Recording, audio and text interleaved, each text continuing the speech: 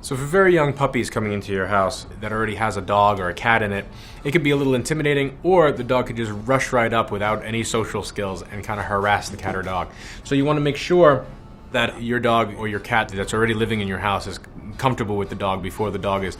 in their house, in their stuff, kind of, it could be a little stressful for them as well. So usually I suggest with dogs that we introduce a puppy to an existing dog outside of the house, where they can kind of sniff and explore each other a little bit before your puppy's running around on your existing dog's bed and in his toys and everything else, where the dog might get a little uncomfortable. You'll know your dog well enough to know whether or not he'll accept the dog socially or not in the house right away. But even with dogs who are really cool, I usually suggest that they meet outside of the house someplace where they can be calm. And then also,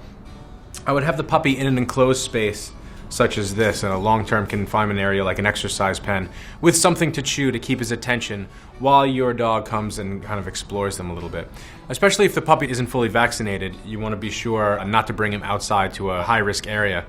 So you can also utilize the exercise pen with something to chew so that your adult dog who already lives in your house can kind of explore the puppy, get some olfactory information from him before it's a lot of face-to-face confrontation, so they can kind of get used to each other. And then they can come out and kind of explore and play a little bit. As far as cats go, it depends on how social your cat is and how comfortable your cat would be with dogs. But a lot of times cats can get away a lot faster than puppies can catch them, and that's a good plus. But also, the food in the litter box can be in a different space or a different floor or someplace where the puppy can't get into them, and the cat can have some space to themselves, just so that the interaction and the meet and greet can be extended over time and go with the cat's comfort level as opposed to just kind of bum rushing them and insisting that they get along right away. That's how I would do it, and that's how you introduce your puppy to an existing pet.